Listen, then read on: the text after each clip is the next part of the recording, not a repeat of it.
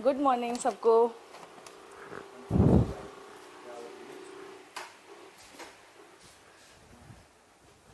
हाँ जी, ज़रा बताएंगे लास्ट क्लास में कहाँ तक करवाया था मैंने आप लोगों को? नंद डायनेस्टी कंप्लीट हो गया था क्या? अच्छा, मतलब धनानंद पढ़ा दिया था मैंने।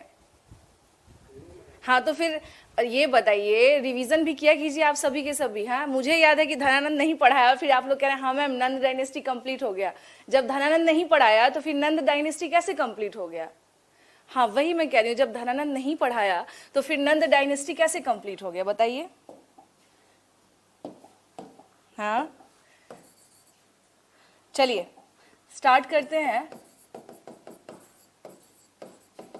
नंद डायनेस्टी में बस लास्ट एक धनानंद ही रह गए थे, क्योंकि आज से मौर्यन से शुरू होगा।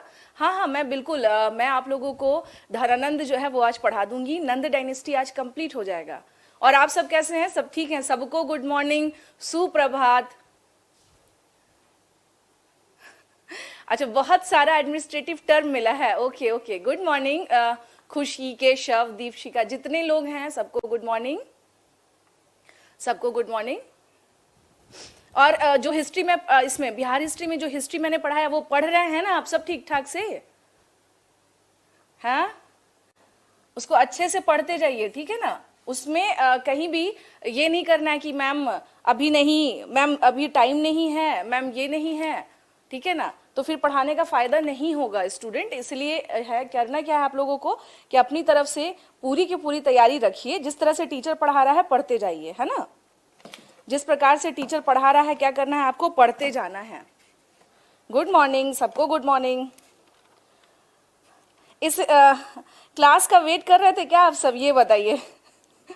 हाँ, और इस बीच में थोड़ा सा टाइम लग गया ना आप सबसे इंटरेक्शन करने में। 2-3 दिन तो आई गेस हो ही गए क्लास को। अच्छा अच्छा अच्छा अच्छा, ओके ओके, कोई बात नहीं है। जितने टर्मिनोलॉजी हैं Keshav, don't worry about that, सारी चीज़ें क्लियर हो जाएंगी। जो भी आपका टर्म है वो भी क्लियर हो जाएगा, so don't worry about that. उसके लिए बहुत परेशान नहीं होना है, ठीक है? चलिए, हाँ वही मैं पूछ रही हूँ कि इस बार हिस्ट्री की क्लास का वेट कर रहे थे आप सब? पहले ये बताइए। हाँ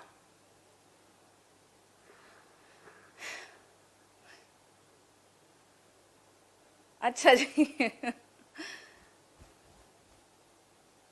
15 पेज का नोट हो गया, ओ हो। ओके ओके ओके, चलिए कोई बात नहीं है। आज से स्टार्ट कर देते हैं। देखिए धनानंद के बारे में थोड़ा सा क्या करना है। इसका कई जगह ना आपको धनानंद मिलेगा नाम, ठीक है? कई जगह हो सकता है आपको इसका नाम घनानंद भी मिलेगा, ठीक है? तो है क्या कि यही नाम है, इसको ध्यान रखना है, घनानंद, ठीक है? घनानंद। और कई जगह इसका नाम क्या मिलेगा आपको? बेसब्री से कह रहे हैं, चलिए अच्छा है। हाँ जी, घनानंद के बारे में थोड़ा सा आ जाइए। आप लोगों को महापदम नंद के बारे में मैंने ऑलमोस्ट सारी चीजें क्लियर कर दी थी कि महापदम नंद कौन था और नंद डायनेस्टी का कैसे उसने क्या किया, एस्टैब्लिश किया। और उसको क्या कहा जाता था? अ मैन जो कि बहुत ही उसके पास हो, अ वेल्दी मैन, यानी बहुत ही पैसे वाला इंसान, that is known as Mahapadma नंद। मे भी आपका एक क्वेश्चन हो सकता है कि इस प्रकार से आ जाए कि भाई कौन था महापदम नंद के बारे में, किसको महापदम नंद ही आखिर क्यों कहा जाता था? अगर क्वेश्चन आ जाए कि इसको why he was called as Mahapadma Nanda, तो इसको हम लोग क्या कहते हैं कि a wealthy man, a wealthy man. Wealthy man in the sense कि इसे हम लोग कहते हैं क्या कि ये बहुत ही क्या था, धनाढ्य था। दैट्स वाई इसका नाम क्या था, वेल्दी मैन। चलिए, आपने महापदम नंद के बारे में तो पढ़ लिया है। यहाँ पर हम लोग आ जाते हैं, बस ये थोड़ा सा आप लोग को बताने के लिए था, ठीक है ना? यहाँ पर लास्ट में हम लोग कुछ धनानंद के बारे में बात करेंगे। सबसे पहली बात तो ये कि ये बताइए मुझे आप सब, विष्णु सारे इंपॉर्टेंट नहीं है। हमेशा ध्यान रखिएगा, इतिहास में हमें सबके बारे में नहीं पढ़ना होता है। इतिहास में हम सिर्फ उन्हें ही पढ़ते हैं जो इंपॉर्टेंट होते हैं, ठीक है ना? सबके बारे में पढ़ना बहुत इंपॉर्टेंट नहीं होता है। जिनका वाकई में कुछ इंपॉर्टेंस है तो हम लोग क्या करते हैं, उनके बारे में पढ़ते हैं। सबसे पहले हम लोग बात करें धनानंद के बारे में। मुझे एक बात बताइए, सिकंदर ने भारत पर आक्रमण कब किया था? जल्दी बताएं मुझे। हाँ जी, मुझे थोड़ा सा जल्दी बताएं आप सब कि सिकंदर ने भारत पर आक्रमण कब किया था? फटाफट बताइए, जरा फटाफट बताएंगे आप सब। सिकंदर ने भारत पर आक्रमण कब किया था? जल्दी बताइए, जल्दी बताइए। हाँ जल्दी बताइए, सिर्फ बीसी थोड़ी ना। हाँ, सिकंदर ने भारत पर आक्रमण, मेरा क्वेश्चन आप लोगों से यही है कि सिकंदर ने भारत पर आक्रमण कब किया था? ठीक है,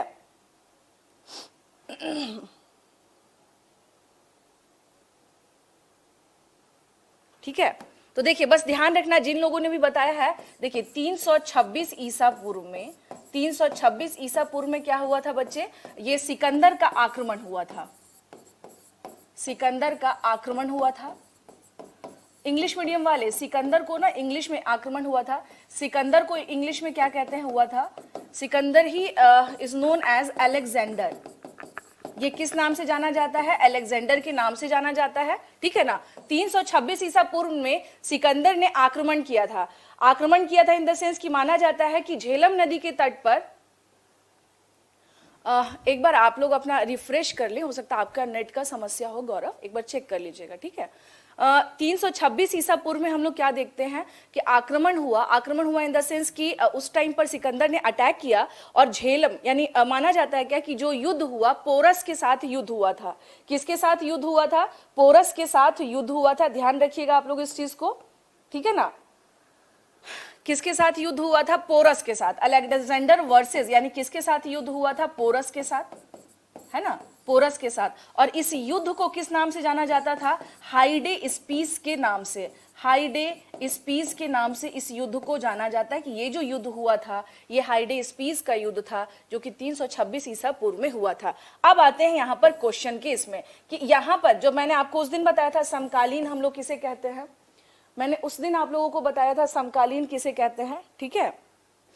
एक मिनट, मैंने उस दिन आप लोगों को बताया था कि समकालीन किसे कहते हैं, ठीक है।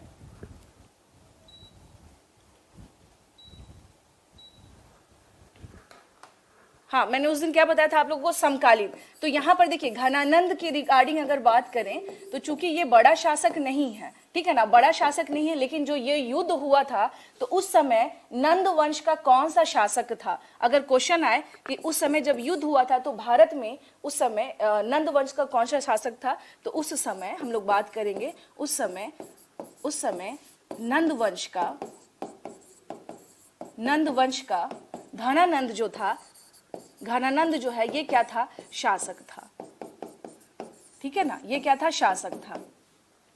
बहुत सारे जो अलग अलग टेक्स्ट हैं, हाँ कंटेम्प्ररी केशव, कंटेम्प्ररी नहीं, साफ नहीं दिख रहा है, स्क्रीन क्लियर नहीं है, it's too much blurring. Okay ठीक है, रुकिए मैं देखती हूँ, ब्लर कर रहा है स्क्रीन बोल रहे हैं स्टूडेंट, पर चेक कीजिए।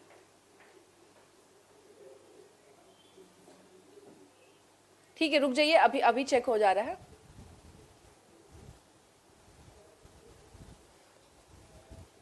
अब ठीक है, ओके चलिए।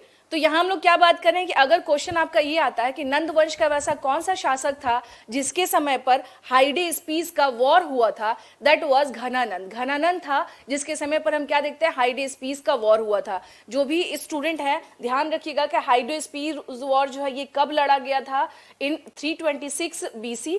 बहुत सारे ऐसे टेक्स्ट हैं जिसमें ये कहा गया है कि घनानंद की सेना को देख करके अलेक्जेंडर की जो सेना थी वो वापस लौट गई थी। बट ये अतिशयोक्तिपूर्ण बात है, इस पर हमें भरोसा नहीं करना है, क्योंकि हम क्या देखते हैं इस टाइम पीरियड पे ऑलरेडी जो सिकंदर है उसकी सेना बहुत दिनों से क्या थी? वॉर पे निकले हुए थे ये लोग। और एक समय ऐसा होता है कि देखिए बहुत ज्यादा अगर आप भी लगातार अगर युद्ध में अगर आप इन्वॉल्व हैं तो एक टाइम पर आप भी क्या हो जाएंगे? थक जाएंगे, ठीक है। जैसे आप देखिएगा जो भी क्रिकेटर होते हैं, जो भी क्रिकेटर होते हैं उसके बारे में अगर आपको मैं बताती हूँ कि अगर वो भी लगातार अगर खेलते रहते हैं मैच, तो एक टाइम पे कहा जाता है कि इनको रेस्ट लेने की जरूरत है।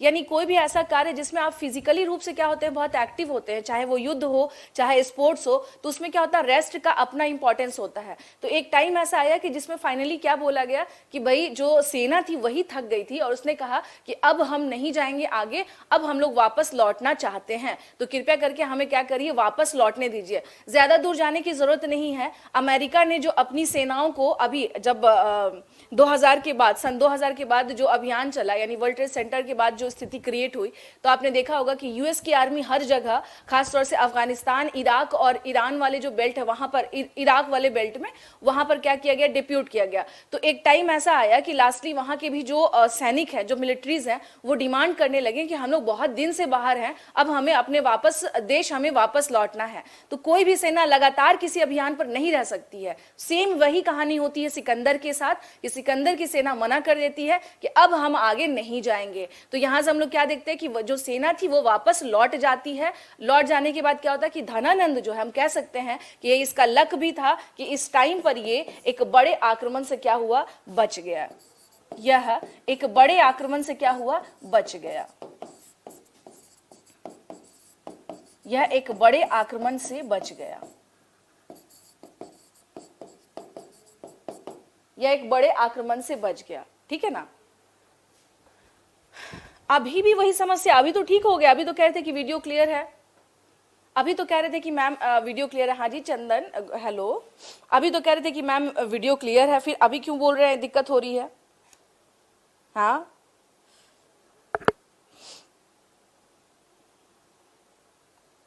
ठीक है ना। तो बस ये कह लीजिए कि हम क्या देखते हैं, हाँ अभी भी ब्लर कर रहा है, चेक कर लीजिए। हाँ अच्छा, इनका नेट प्रॉब्लम है, क्लियर है, चलिए ओके ओके ठीक है। तो इस प्रकार से हम क्या देखते हैं कि घनानंद के बारे में बात अगर करें तो हम लोग क्या देखते हैं कि इस समय पर एक बहुत बड़ा आक्रमण होने से क्या हो गया, बच गया। और जो सिकंदर की जो सेना थी वो वापस व्यास नदी के वापस वहीं से क्या हो गई, लौट गई। यानी वो लोग यहाँ नहीं आ पाए। तो नहीं आने का एक बहुत बड़ा बेनिफिट क्या मिला कि नंद डायनेस्टी जो है वो डिस्ट्रक्ट होने से बच गया, ठीक है ना। नंद डायनेस्टी हम क्या देख रहे हैं कि डिस्ट्रक्ट होने से बच गया। अब आते हैं इसमें नेक्स्ट, इसमें कि जो नंद डायनेस्टी थे, नंद वंश कौन से इसको मानते थे, धर्म को मानते थे। तो नंद वंश के जो लोग थे, नंद वंश के शासक, नंद वंश के शासक किसे मानते थे, ये लोग जैन धर्म अनुयायी थे। जैन धर्म मतावलंबी भी बोला जाता है इन्हें। ये लोग क्या थे, जैन धर्म मतावलंबी थे। इट मीन्स कि they followed Jainism, they followed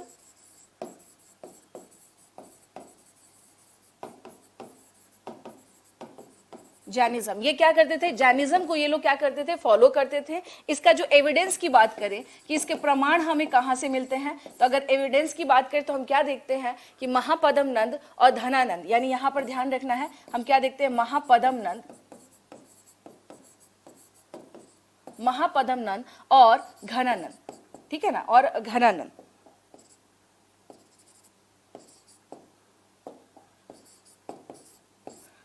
देखिए कई जगह ना घनानंद, धनानंद, मैंने आपको पहले ही बताया कि आप इसके लिए रेडी रहिएगा, ये दोनों नाम आपको क्या होंगे, मिलेंगे। तो महापदम नंद और घनानंद। अब ये क्लियर है, आप अपना प्लीज उसको ठीक करिए, ठीक है ना। कलपल, अगर बात किया जाए कि इनके बारे में कैसे पता चलता है कि ये लोग जो थे ये बेसिकली किसको मानते थे, अगर बात किया जाए कि ये लोग किसको मानते थे, महापदम नंद, तो हम क्या देखते हैं कि कलपल और शाटल, और शाटल ये क्या थे, इनके जैन मंत्री थे। कौन थे, जैन थे धर्म के, और ये क्या थे, मंत्री थे, ठीक है। तो इससे पता चलता है कि इनके जो कलपल और शाटल, ये महापदम नंद के टाइम पे, और ये जो है घनानंद के टाइम पर हम देखते हैं, ये महापदम नंद के टाइम पर, और ये हम लोग क्या देखते हैं, घनानंद के टाइम पर हम लोग देखते हैं कि ये लोग क्या थे, ये बेसिकली इसको मानते थे, ठीक है ना, ठीक है। तो शाटल और कल्पल ये दो इनके मंत्री थे, इट मींस इनके मिनिस्टर थे जो जैन धर्म के थे। ये कौन से रिलीजन थे अगर इनकी बात की जाए तो ये कौन से रिलीजन के थे? ये थे रिलीजन वाइज अगर बात करें तो दे वेयर जैनिज्म, ये जैनिज्म को मानते थे, ये जैनिज्म को मानते थे। तो इस प्रकार से हम लोग क्या देखते हैं कि जैन नंद वंश के जैन होने का बहुत बड़ा एविडेंस मिलता है कि इनके जो मेन मिनिस्टर्स थे वो क्या थे, वो अगर बात किया जाए तो वो लोग किसे मानते थे? ये लोग मानते थे इसको मेनली जैन धर्म को, ठीक है।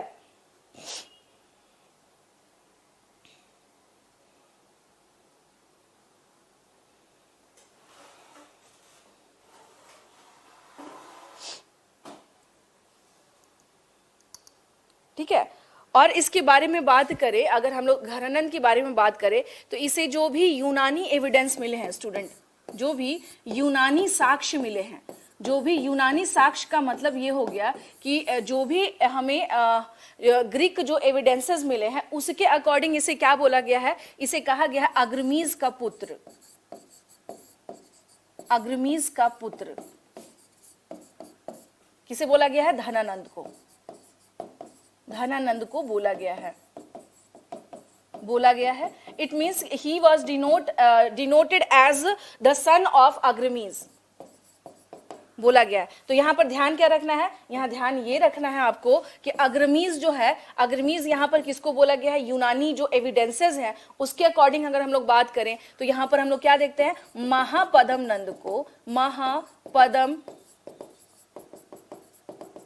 महापदम नंद को अग्रमीज बोला गया है और इसके पुत्र धनानंद जो है उसको डिनोट किया गया है। अकॉर्डिंग टू ग्रीक एविडेंसेस या यूनानी एविडेंसेस के अकॉर्डिंग हम लोग देखते हैं कि ये बात कही गई है। ध्यान से फिर से सुन लीजिएगा धनानंद के बारे में कि धनानंद जो है was the last ruler of Nanda dynasty. Okay, he was son of Mahapadma Nanda. हम लोग देखते हैं महापदम नंद का ये क्या था? पुत्र था। उसके अलावा अगर हम लोग बात करें अकॉर्डिंग टू जो यूनानी सोर्स हैं उसके हिसाब से हम लोग बात कर रहे हैं। उसके अलावा जो कुछ क्वेश्चन आपके ये आते हैं, जो मैं जैसा कि मैंने आपको बता दिया कि सिकंदर ने जो युद्ध लड़ा था, हाइडेस्पीस का युद्ध, वो किसके समय पे लड़ा था? वो इसी समय पर युद्ध हुआ था, 326 ईसा पूर्व के आसपास में ये युद्ध लड़ा गया था। और ये इस युद्ध के समय पे नंद वंश का कौन सा शासक था? तो घनानंद जो है यानी धनानंद, वो इस समय पर था, शासक था। लेकिन हम क्या देखते हैं कि व्यास नदी के पास से ही क्या हो गई? सिकंदर की सेना वापस बैक हो गई। तो बैक होने का एक बहुत बड़ा कारण क्या था कि मैंने आपको पहले ही बता दिया कि इसकी सेना बहुत ज्यादा थक चुकी थी, टायर्ड हो चुकी थी। तो यही एक बहुत बड़ा कारण था जिसकी वजह से क्या होती है, इनकी पूरी सेना वापस लौट जाती है। तो ये चीज ध्यान रखना है कि एक बहुत बड़ा आक्रमण होने से बच गया। लेकिन हाँ, इसके अलावा बात किया जाता है कि इनके पास जो है, हाँ, पोरस को हराया तो था लेकिन उससे आगे वो बढ़ सकता था ना। वो झेलम नदी के तट पर, केशव याद रखिएगा, झेलम नदी के तट पर अगर आपको ध्यान होगा तो जो पंजाब वाला क्षेत्र है, यानी पंजाब भी छोड़ दीजिए, पंजाब का जो क्षेत्र है तो वहां पर 5 नदियां मिलती है ना, है ना। तो 5 नदियां मिलती, तो झेलम नदी के तट पर तो हाइडेस्पीस का वॉर हुआ। लेकिन ये लोग कहां तक पहुंच चुके थे? व्यास नदी के पास पहुंचने वाले थे। तब तक में इनकी सेना रिफ्यूज कर गई कि अब हम आगे नहीं जाएंगे। दे डिनाइड कि अब हम आगे नहीं जाएंगे, हम अब घर वापस जाएंगे क्योंकि अब बहुत हो गया, अब हम लोग काफी ज्यादा क्या हो चुके हैं? थक चुके हैं। ठीक है, ठीक है, क्लियर है ये केशव? अभी आएंगे ना, अभी आगे चीजें आएंगी ना। सेल्यूकस निकेटर, वही तो भी आगे बताना है। बस ये चीज ध्यान रखना है आपको कि 326 ईसा पूर्व में हाइडेस्पीस का वॉर हुआ था। चलिए, अब इस पे ज्यादा समय ना देते हुए हम लोगों को जिस टॉपिक पे आना है वो है मौर्यंस, क्योंकि उसके रिगार्डिंग ही सबसे ज्यादा क्वेश्चन बनते हैं। ये लास्ट रूलर था। कभी क्वेश्चन आ जाए कि अग्रमीज का पुत्र किसे बोला गया, तो धनानंद को बोला गया है। बाकी चीजें मैंने आपको इसमें बता ही दी है, ठीक है ना। बाकी चीजें मैंने इसमें आपको क्या की है, बता ही दी है।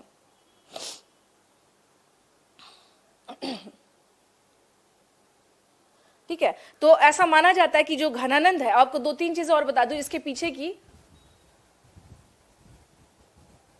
क्लियर नहीं दिख रहा है? अभी भी नहीं दिख रहा है? नहीं, ऐप में तो ठीक चल रहा है। हो सकता है कि आप एक बार स्वाति रिफ्रेश करिए, तो एक बार रिफ्रेश करिए तो फिर हो सकता है आपको सही पता चले।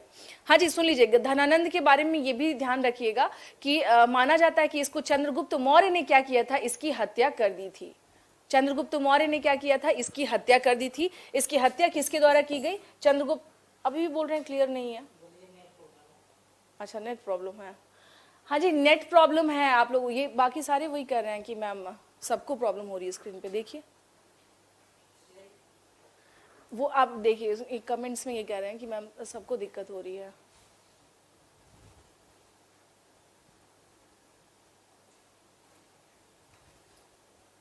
क्या सबको ब्लर दिख रहा है क्या?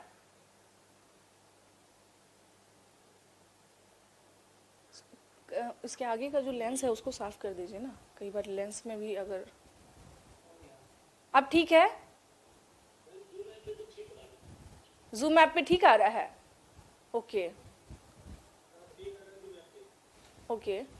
बहुत सारे बच्चे कह रहे हैं मुझे भी क्लियर नहीं दिख रहा है, यहाँ धुंधला दिख रहा है, बहुत विकट समस्या है, सब एक दूसरे को।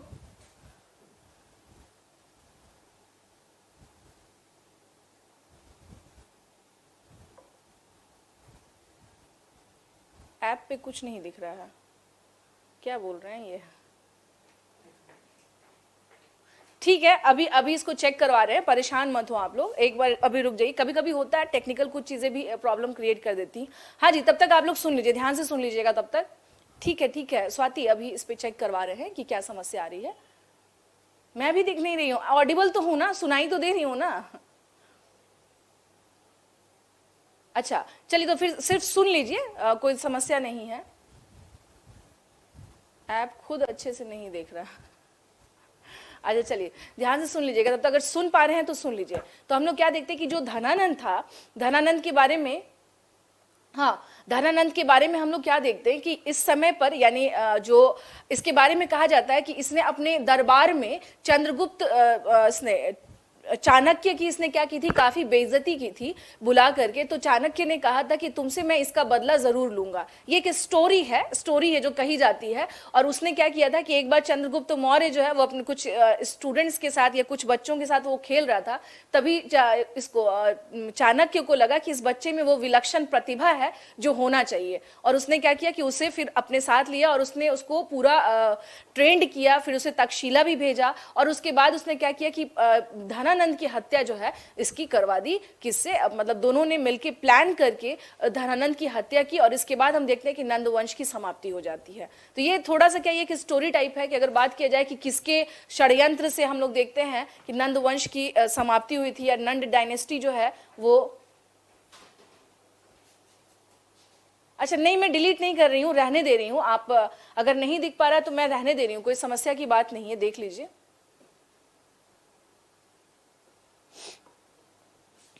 डिलीट नहीं कर रही हूं मैं, रहने दे रही हूं, अभी बोर्ड पर जैसे है वो रहने दे रही हूं। ठीक है, हत्या बताया तो विष्णु, चाणक्य का नाम विष्णुगुप्त भी था जैसा कि आप सब जानते हैं। तो चाणक्य ने ही क्या किया था, एक प्रण लिया था कि इसे मैं नहीं छोड़ूंगा। ठीक है, कुछ भी नहीं दिख रहा है, अरे भाई तो बहुत समस्या हो गई है ये तो। रुक जाइए, चेक किया जा रहा है, थोड़ा सा वेट कीजिए।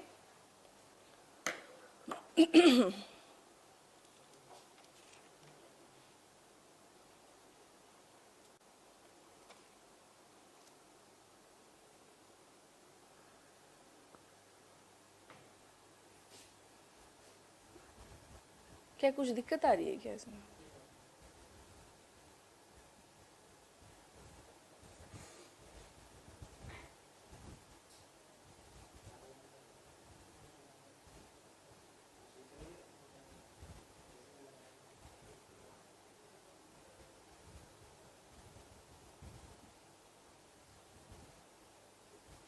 Okay, I am audible, okay okay. चलिए, तो हम लोग क्या देखते हैं इसमें कि बात करें अगर तो महापद्मनंद, इसके धनानंद के बारे में बात करें तो इसकी हत्या जो है चंद्रगुप्त मौर्य ने कर दी थी। इसकी हत्या किसने की थी? चंद्रगुप्त मौर्य ने कर दी थी।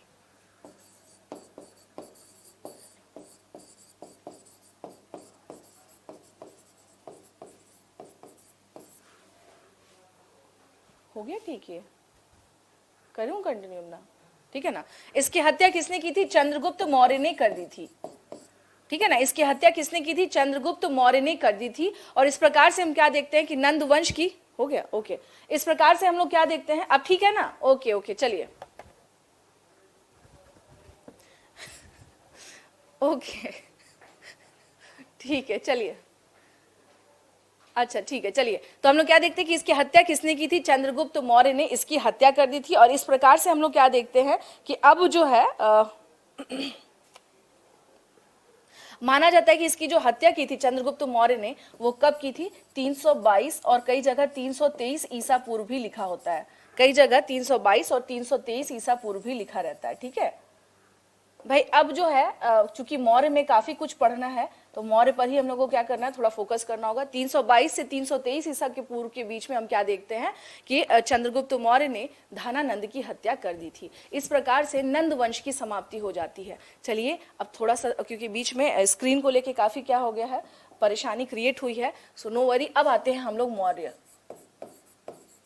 मौर्य साम्राज्य। अब ये क्या है, ये बहुत ही ज्यादा इंपॉर्टेंट टॉपिक है रिगार्डिंग बिहार। बिहार के संबंध में क्या कह रहे हैं, क्या बताऊं?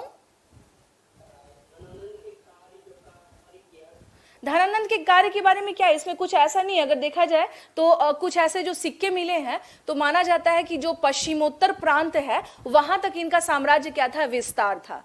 ठीक है, जो एविडेंसेस के अकॉर्डिंग बात करें, रुक जाइए पहले बता देती हूं, मौर्यन एम्पायर। अगर हम लोग बात करें ना धनानंद के बारे में, कार्य की बात कर रहे हैं तो कार्य में इंपॉर्टेंट कुछ वैसा नहीं है, बस इतना ध्यान रखना है कि जो नॉर्थ वेस्टर्न, हाँ नॉर्थ वेस्टर्न की अगर हम लोग बात करें, पश्चिमोत्तर सीमांत प्रांत की बात करें, केशव ऑलरेडी इसके जो पिता महापद्म नंद के टाइम पर ऑलरेडी क्या हो चुका था, इसका एक्सपेंशन हो चुका था। मैं उतने देर से इसी के टाइम का तो बता रही हूँ कि हाइडेस्पीस का वॉर हुआ, ये वो, और वहां पर धनानंद है। इसकी सेना काफी लंबी चौड़ी थी। अगर आप लोगों ने शायद कहीं पढ़ा होगा तो माना जाता है कि इसके पास क्या थी, इसकी पैदल सेना भी थी, इसकी हाथी वाली सेना भी थी। बट ये सब ना क्वेश्चन नहीं आते कि कितनी लाख सेना थी, ये सब क्वेश्चन नहीं पूछते हैं। धनानंद के बारे में ये क्वेश्चन नहीं आता है बहुत ज्यादा। ठीक है, पश्चिमोत्तर प्रांत में मैंने आपको बता ही दिया कि जो वहां पर सिक्के पाए गए हैं उससे पता चलता है कि इनका जो साम्राज्य विस्तार था वो नॉर्थ वेस्टर्न फ्रंटियर तक, वहां तक इनकी सीमाओं का क्या था, निर्धारण था। तो ये है धनानंद के बारे में, बहुत ज्यादा नहीं है। ठीक है सतीश, मौर्यन साम्राज्य के बारे में देखिए बात करें, क्योंकि इसमें ना बहुत कुछ पढ़ना है आप लोगों को। नंद डायनेस्टी के बारे में आई गेस मैंने लास्ट क्लास में ऑलमोस्ट चीजें बता दी थी, अगर नहीं होगा तो फिर लास्ट में देख लीजिएगा। बट आज मौर्यन स्टार्ट कर लेने दीजिए, क्योंकि ऑलरेडी क्या हो गया, 5 से 10 मिनट इन सब चीजों में ही निकल गया है। ठीक है, थोड़ा सा हम लोग क्या करते हैं, क्योंकि मौर्यन में बहुत सारी चीजें पढ़नी है, तो इसे अभी इस पे हम लोग आ जाते हैं, इस टॉपिक पे। मौर्य साम्राज्य की बात करें तो हम लोग क्या देखते हैं कि Chandragupta Maurya who was the founder of this dynasty. इस डायनेस्टी का फाउंडर कौन था, तो दैट चंद्रगुप्त मौर्य। आ जाइए, चंद्रगुप्त मौर्य ने क्या किया था, चंद्रगुप्त मौर्य ने मौर्य साम्राज्य की स्थापना की थी। मौर्य साम्राज्य की स्थापना की थी। 322 और 23 ईसा पूर्व में माना जा रहा है ना कि इसने क्या किया था, इसने धनानंद को मार दिया था। ठीक है ना, इसने धनानंद को मार दिया था। तो प्रॉपर वे में अगर देखा जाए तो 321, मतलब मान के चलिए कि 321 ईस्वी में हम लोग क्या देखते हैं, मौर्य वंश मतलब मौर्य साम्राज्य जो है वो स्टैब्लिश्ड हो रहा है। 321 ईसा पूर्व के आसपास, यानी उसके अप्रॉक्स, जो कि 300 के आसपास हम क्या देखते हैं, मौर्य साम्राज्य की स्थापना हो रही है, यानी मौर्य साम्राज्य स्टैब्लिश्ड हो रहा है। मौर्य साम्राज्य अस्तित्व में आया, साम्राज्य अस्तित्व में आया, अस्तित्व में आया। ठीक है, अगर हम लोग बात करें और किसकी सहायता से, क्वेश्चन आता बहुत वेरी सिंपल क्वेश्चन है, तो विष्णुगुप्त या फिर चाणक्य, इसको आप दोनों कह सकते हैं, विष्णुगुप्त और या फिर चाणक्य की सहायता से, यानी विद द हेल्प ऑफ की सहायता से इसने क्या किया था, इसने मौर्य साम्राज्य की स्थापना की।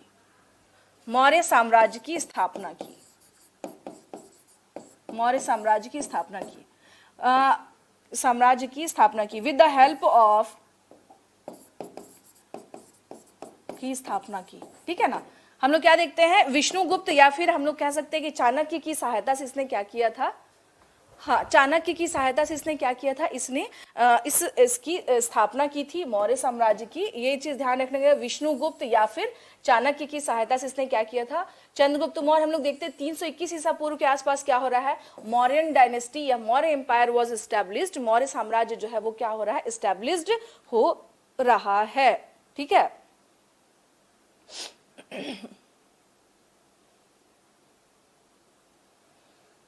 ठीक है, तो ये चीज थोड़ा सा क्या करना है, ध्यान रखना है चंद्रगुप्त मौर्य के बारे में।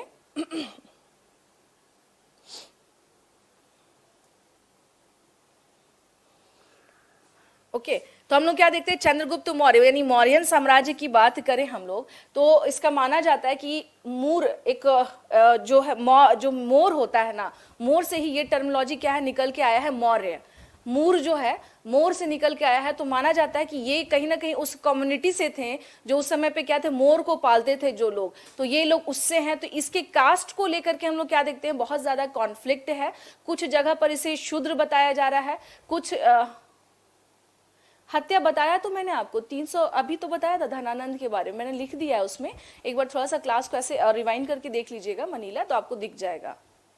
ठीक है ना, हाँ, एक बार आप अगर देखेंगे तो आपको दिख जाएगा। तो हम लोग क्या देखते हैं, देखिए कुछ चीजें देखना है इसमें कि मौर्य साम्राज्य की अगर हम लोग बात कर रहे हैं तो मौर्य साम्राज्य स्टैब्लिश्ड कैसे हो रहा है, स्टैब्लिश्ड हुआ कब, जब नंद डायनेस्टी समाप्त होती है। नंद डायनेस्टी की समाप्ति किसने की, उसने चंद्रगुप्त मौर्य ने की। किसकी मदद से की, विष्णुगुप्त या चाणक्य की मदद से। 321 ईसा पूर्व में हम लोग क्या देखते हैं कि ये डायनेस्टी स्टैब्लिश्ड हो चुका था। 321 ईसा पूर्व में ये डायनेस्टी क्या हो चुका था, स्टैब्लिश्ड हो चुका था। तो अब एक चीज जो आपको ध्यान रखना वो ये है कि ये डायनेस्टी तो स्टैब्लिश्ड हो चुकी थी, लेकिन चुनौती क्या थी इनके सामने पे, इनके सामने चुनौती थी जो मैं आप लोगों को बता देती हूँ। देखिए, अगर बात करें कि चंद्रगुप्त मौर्य, जैसे फॉर एग्जांपल आप लोग इसको इस वे में समझ सकते हैं। मान लीजिए ये हो गया मगध एम्पायर, ठीक है, ये हो गया हमारा मगध हो गया, और ये हो गया हमारा उत्तर पश्चिमी सीमांत प्रांत। ये क्या है, उत्तर पश्चिमी सीमा। ठीक है, अब मैंने आप लोगों को बताया था कि जो युद्ध हुआ था किसके किसके बीच में, सिकंदर और, मैंने आप लोगों को क्या बताया था, सिकंदर और किसके बीच में युद्ध हुआ था, सिकंदर और पोरस के बीच में जो युद्ध हुआ था। तो इस युद्ध में कई जगह आपको पता चलेगा कि पोरस जीता था, कई जगह पता चलेगा कि इसमें सिकंदर जीता था। तो लेकिन ये ध्यान देने वाली बात ये है कि अगर सिकंदर इस क्षेत्र में, स्पेशली इस एरिया में, इसने किसको नियुक्त किया था, इसने नियुक्त किया था सेल्यूकस निकेटर को, सेल्यूकस निकेटर को। ठीक है, इसका नाम क्या था, his name was Seleucus Nicator. इसने किसको डिप्यूट किया था, अपने सेनापति। ये कौन था, सिकंदर का ये कौन था, ये अगर बात करें कि हु वाज ही, तो he was commander in chief of Alexander. ये सेनापति था उसका। और एक चीज ध्यान रखिएगा कि उस टाइम पर जो सेनापति हुआ करते थे वो एक नहीं होते थे, वो अलग अलग टुकड़ियों को, हाँ केशव, उसे ही कहा जाता है, उसे ही कहा जाता है, हाँ, नॉर्थ वेस्ट उत्तर पश्चिमी सीमांत प्रांत जो है ना उसे ही कहा जाता है। ठीक है, तो हम लोग क्या देखते हैं यहाँ पर, ध्यान से सुन लीजिएगा, सेल्यूकस निकेटर को किसने नियुक्त किया था सेनापति के तौर पर। यहाँ पर सेल्यूकस निकेटर को सिकंदर जो है अपना एक तरीके से कि भाई मेरे बिहाफ पर आप क्या करो, यहाँ पर रूल करो, on the behalf of Alexander he ruled. हम कह सकते हैं on the behalf of Alexander he ruled, यानी अलेक्जेंडर की जगह पर ही हम लोग क्या देख रहे हैं कि ये क्या कर रहा है, ही रूल्ड। ठीक है ना, यानी सिकंदर के स्थान पर, यानी सिकंदर नहीं है, सिकंदर वापस जा चुका है, तो उसके स्थान पर यहाँ पर कौन रूल कर रहा है, that was Seleucus Nicator. Seleucus Nicator क्या कर रहा था, यहाँ पर रूल कर रहा था। ओके, तो ये जो है अगर हम लोग देखते हैं कि चंद्रगुप्त मौर्य, मैंने आपको क्या कहा कि मगध का साम्राज्य विस्तार तो अच्छा खासा हो ही चुका था, ठीक है, लेकिन जब चंद्रगुप्त मौर्य आता है तो ये जो एरिया था स्टूडेंट, ये बेसिकली किसके हाथ में था, ये था यूनानियों के हाथ में। किसके हाथ में था ये क्षेत्र, यूनानियों के हाथ में। तो आप लोगों का कभी एक क्वेश्चन आ भी चुका है कि मुक्तिदाता के तौर पर कौन सा शासक जाना जाता था, ठीक है ना, मुक्तिदाता। तो मुक्तिदाता इन द सेंस कि इसने किससे मुक्ति दिलवाई थी, यूनानियों से मुक्ति दिलवाई थी चंद्रगुप्त मौर्य ने, क्योंकि ये क्षेत्र किसके हाथ में था, ये क्षेत्र यूनानियों के हाथ में था। तो यहाँ पर करना क्या है आपको, यहाँ पर नोट डाउन कर लीजिएगा इसे, कि हम लोग क्या देखते हैं कि जब ये कंडीशन थी तो चंद्रगुप्त मौर्य, जिसका मगध का ये एम्पायर तो था ही, लेकिन हम लोग क्या देखते हैं कि लगभग 305 ईसा पूर्व में एक युद्ध हुआ। क्या हुआ, एक युद्ध हुआ, एक युद्ध हुआ 305 ईसा पूर्व में, ठीक है। और ये युद्ध किसके किसके बीच हुआ, ये युद्ध हुआ था चंद्रगुप्त मौर्य, चंद्रगुप्त मौर्य और किसके बीच हुआ था, सेल्यूकस निकेटर के बीच में, और सेल्यूकस निकेटर के बीच में हुआ था, ठीक है। ये युद्ध किसके किसके बीच हुआ, चंद्रगुप्त मौर्य और सेल्यूकस निकेटर के बीच में एक युद्ध हुआ। कब हुआ था स्टूडेंट, 305 ईसा पूर्व में, ठीक है ना। 305 ईसा पूर्व में ये युद्ध हम लोग देख रहे हैं किसके किसके बीच हो रहा है, ये चंद्रगुप्त मौर्य और सेल्यूकस निकेटर के बीच में हुआ था, ठीक है ना। किसके किसके बीच हुआ, तो माना जाता है कि चंद्रगुप्त मौर्य का साम्राज्य का जो एक्सपेंशन है, या जो उसके राजा के तौर पर स्टैब्लिश करने में, यानी अपने एम्पायर को स्टैब्लिश करने में उसकी सबसे बड़ी उपलब्धि क्या रही, अचीवमेंट क्या रहा, तो अचीवमेंट था स्पेशली उत्तर पश्चिमी सीमांत जो क्षेत्र था वहां पर जब इसने ये क्षेत्र मिला लिया, तो ये इसका सबसे बड़ा अचीवमेंट रहा, सबसे बड़ा उपलब्धि इसकी हम लोग कह सकते हैं। क्यों, क्योंकि इसने इस युद्ध में किसे हरा दिया था, सेल्यूकस निकेटर को, ठीक है। तो ये युद्ध जो हुआ, तो इस युद्ध में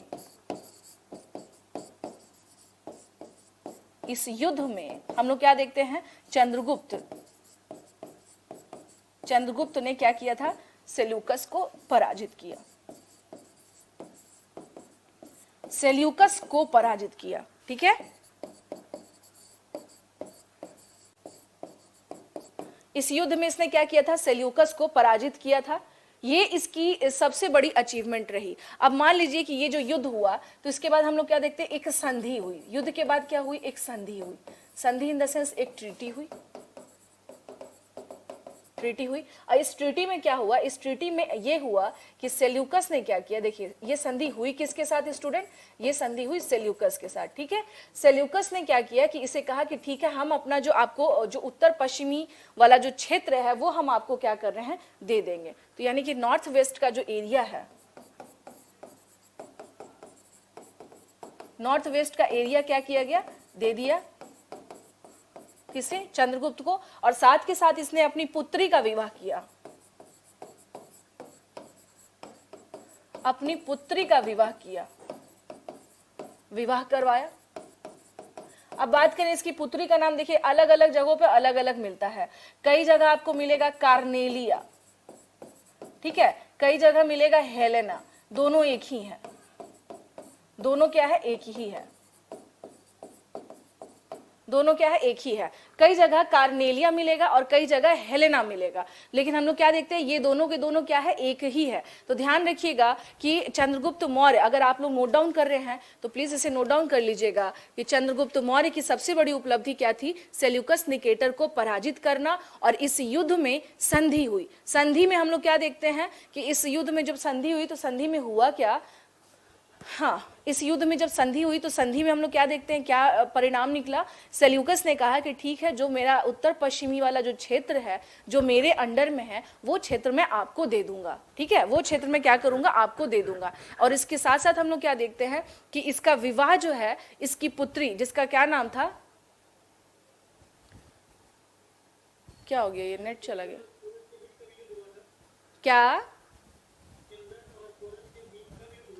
326 ईसा पूर्व में, ठीक है, हाइडेस्पीस का युद्ध उसे बोला जाता है, ठीक है। हाँ, कार्नेलिया और हेलेना दोनों एक ही है। स्क्रीन चला गया, ये आज नेट में समस्या आ रही है क्या,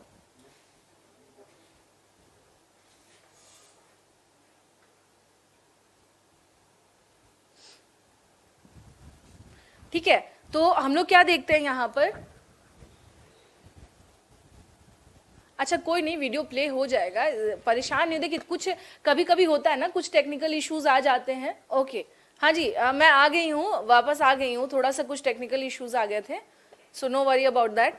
ये मैं कह रही थी, इसे अगर आप लोगों ने नहीं लिख लिया होगा आप लोगों ने आई गेस, कि हम लोग क्या देखते हैं यहाँ पर कि चंद्रगुप्त, हाँ आगे बता ही रही हूँ, सब वीडियो आ चुकी हूँ मैं। ये देख लीजिएगा कि चंद्रगुप्त मौर्य का हम लोग क्या देखते हैं कि इसकी जो सबसे बड़ी उपलब्धि थी वो क्या थी, वो सेल्यूकस निकेटर को पराजित करना, ये इसकी सबसे बड़ा इसका अचीवमेंट था, जिससे क्या होता है इसके क्षेत्र का विस्तार होता है। अब विस्तार के तौर पर अब हम लोग देखें, यानी कि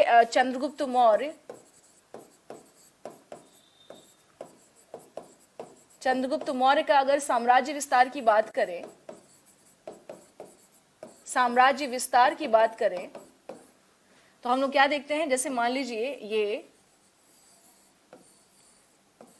ठीक है ना, तो हम लोग क्या देखते हैं कि इसका जो क्षेत्र विस्तार है,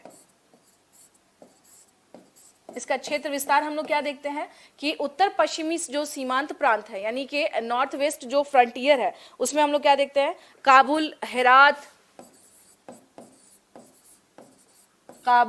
हेरात, अफगानिस्तान जो है, अफगानिस्तान का जो क्षेत्र है वो भी क्या था, काफी सारे, यानी बलूचिस्तान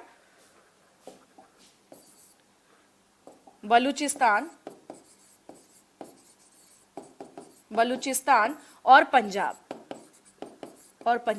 स्पेशली ये क्या है, ये उत्तर पश्चिम में जो इसको क्षेत्र मिले, जो क्षेत्र इसे उत्तर पश्चिमी में मिले, यानी जो इसने क्षेत्र जीता है नॉर्थ वेस्ट में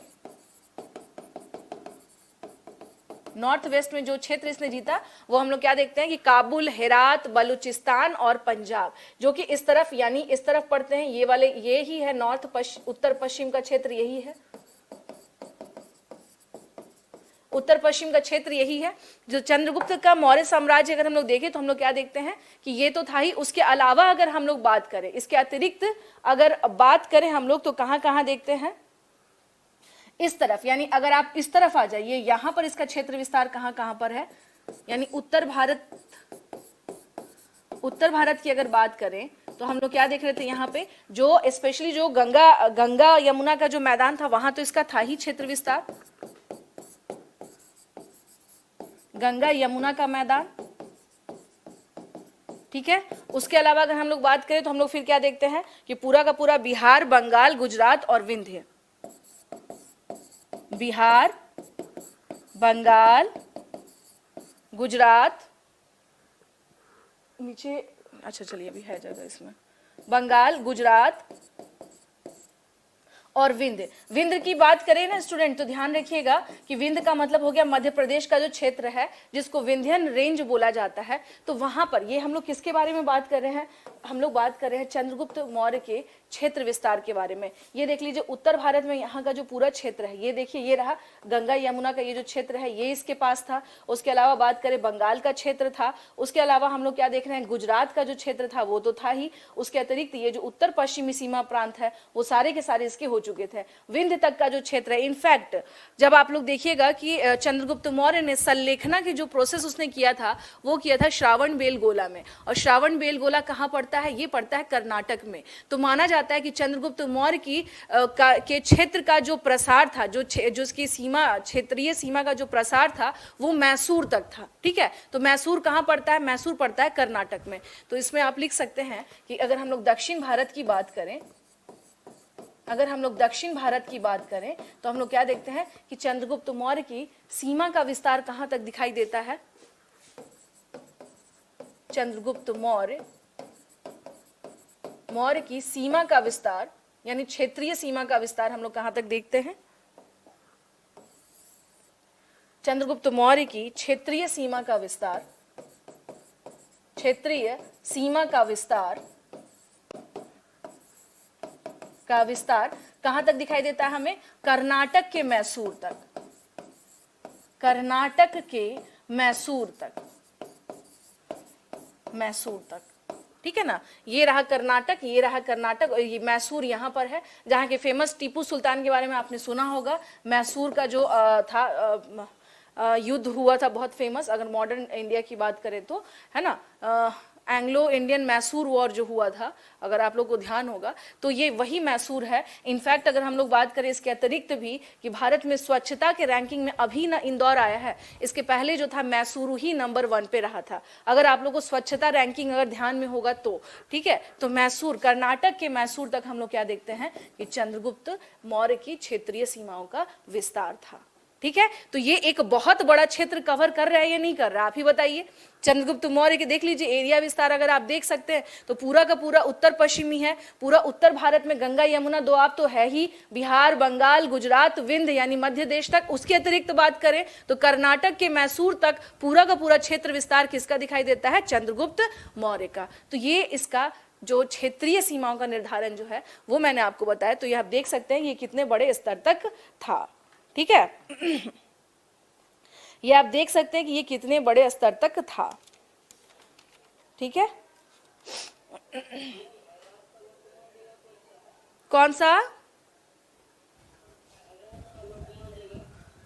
किसका किसका बोल रहे हैं?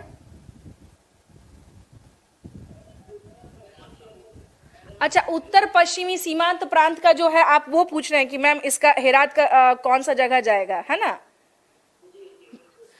देखिए, कंधार का नाम सुना है आप लोगों ने? अफगानिस्तान में सुना है? काबुल और हेरात, अभी के टाइम पर अगर आप सर्च करेंगे ना अफगानिस्तान तो आपको हेरात वहां मिल जाएगा।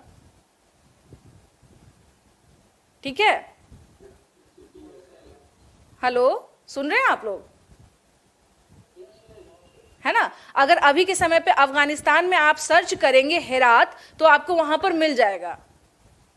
ठीक है, और इनफैक्ट अगर आप लोगों को इनका यानी कि अगर काबुल, हेरात, बलूचिस्तान, इसका अगर आपको पुराना नाम भी जानना है तो हेरात का जो नाम था एरिया, हेरात का उस टाइम पे नाम क्या था, एरिया, याद रखिएगा।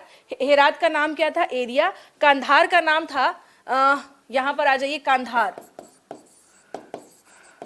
कंधार का क्या नाम था, अराकोशिया। उस टाइम का जो नाम था इसका, सबका तो नहीं, कुछ कुछ जो इंपॉर्टेंट है बस ये ध्यान रखिएगा। कंधार का क्या नाम था, अराकोशिया। ठीक है ना, कंधार का क्या नाम था, अराकोशिया। इस तरह से इसका नाम का क्या किया गया है, विभाजन जो है यानी बताया गया है। और जेड्रोशिया जो है वो मकरान का था, मकरान जो है जेड्रोशिया, जेड्रोशिया, मकरान। ठीक है, ये उस क्षेत्र का क्या था, नाम था जेड्रोशिया।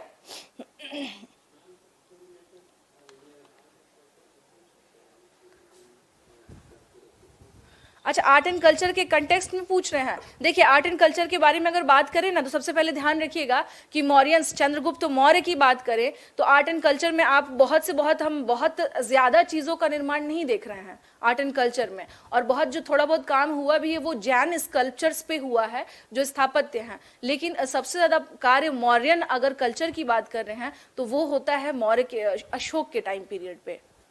ठीक है, तो अशोक के टाइम पीरियड पे जैसे आप लोग बात कर रहे हैं कि मैम वहां पर हम लोग देख रहे हैं उत्तर पश्चिमी जो है तो वहां पर बहुत सारे बौद्ध के जो हैं स्टैचूज मिलने शुरू हो गए थे और ये सारी चीजें, तो ये हम लोग मेनली देखते हैं अशोका के टाइम से। यानी मौर्यन जो अगर बात करें आर्ट एंड आर्किटेक्चर के कंटेक्स्ट में तो वो अशोक के टाइम पर शुरुआत होती है उसकी। ठीक है, रानी अशोक नहीं, रानी अशोक इसका नहीं, वो कर्नाटक में है। तो वो आगे जब आए अशोक का आ जाएगा ना आर्ट एंड कल्चर। हाँ, वो है मौर्यंस का ही टॉपिक है वो। रानी अशोक के बारे में जो आपका क्वेश्चन है तो वो साउथ इंडिया में पाया गया है। लेकिन अगर हम लोग बात करें तो चंद्रगुप्त मौर्य कैसे बनवा देगा, अगर उसका पुत्र है थोड़ी ना, वो तो उसके बाद की कहानी है। तो चंद्रगुप्त का तो समय वो वैसे भी नहीं है।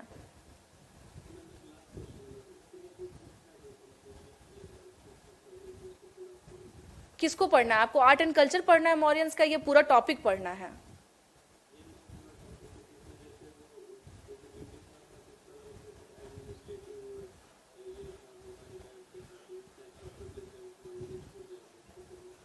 अच्छा, उसके बारे में सुनिए, एक बात मैं आपको बता रही हूँ। बुक्स की अगर बात करें ना तो आप चाहें तो बुक्स तो बहुत सारी है, मतलब भरी हुई है बुक्स। आप चाहें तो अगर ज़्यादा डीप में देखना है तो आप एनसीईआरटी वगैरह भी देख सकते हैं। आप जो रोमिला थापर का सबसे ज़्यादा मौर्यंस पे वर्क हुआ है, आप चाहें तो वो भी देख सकते हैं। बुक्स तो बहुत सारी हैं, लेकिन डिपेंड करता है ना कि जैसे आप लोग अभी बीपीएससी प्रीलिम्स के लिए तैयारी कर रहे हैं ना, आप सब सुन रहे हैं? हाँ, तो मैं ये कहती कि अभी बीपीएससी प्रीलिम्स के लिए तैयारी कर रहे हैं तो उसके लिए परेशान ना हो। देखिए अभी चूंकि मैं पीटी पर्पस से पढ़ा रही हूँ ना, तो पीटी में बहुत ज्यादा मेंस का अगर ले जाऊं तो भी सही नहीं है।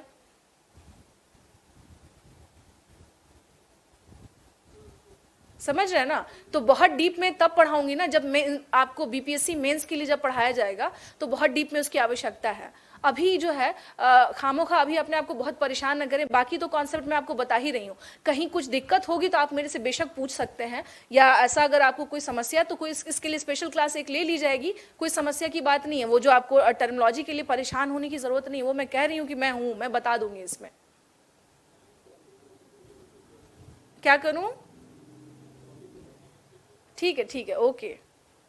चलिए ये हो गया। तो ये क्या था, हम लोग देखते हैं क्या कि जो चंद्रगुप्त मौर्य का स्पेशल जो एरिया था उसके बारे में हम लोग क्या कर रहे थे, यहाँ पर बात कर रहे थे। ठीक है, अब बात करें कि चंद्रगुप्त मौर्य जो है, अगर हम लोग बात करें कि चंद्रगुप्त मौर्य जो है वो कौन सा, अब उसका आपने क्षेत्र देख लिया, विवाह देख लिया, धर्म की बात करें तो यह स्टार्टिंग में माना जाता है कि ये बौद्ध धर्म को मानता था, लेकिन बाद में ये जैन धर्म को मानने लग गया। ये एक ऐसी मान्यता है, लेकिन यह जो था प्रॉपर अगर देखें तो यह जैन धर्म का अनुयायी था। ठीक है, अब इसका हमें एविडेंस के तौर पर, यानी इसके साक्ष्य क्या है, साक्ष्य क्या है, तो हम लोग क्या देखते हैं 300 ईसा पूर्व के आसपास में क्या हो रहा है, फर्स्ट जैन काउंसिल हुआ था, प्रथम जैन संगीति हुई थी, फर्स्ट जैन काउंसिल हुआ था। कहां पर हुआ था, स्थान की बात करें अगर, कहां पर हुआ था, स्थान की बात करें तो ये हुआ था पाटलिपुत्रा में। देखिए मेन चीज अगर याद रहेगा ना तो एग्जामिनेशन में आप एलिमिनेट करके आराम से पहुंच सकते हैं।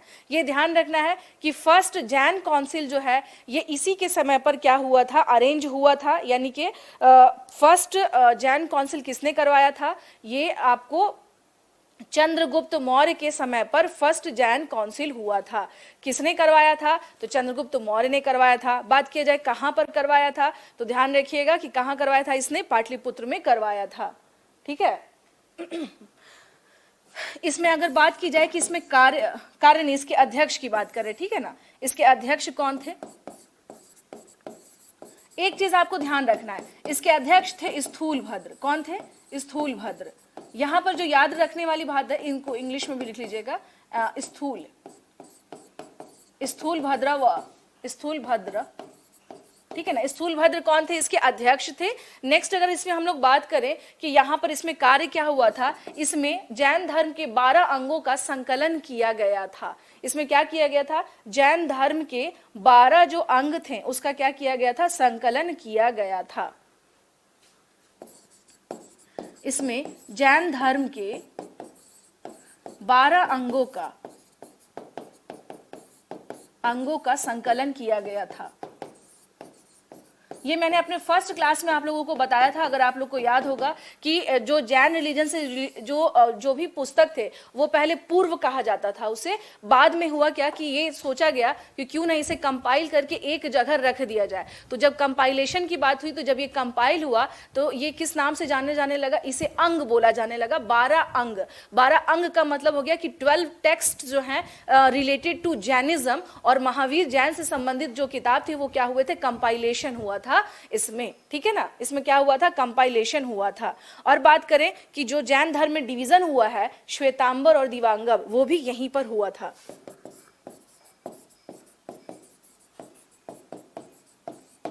जैन धर्म में श्वेतांबर और दिगंबर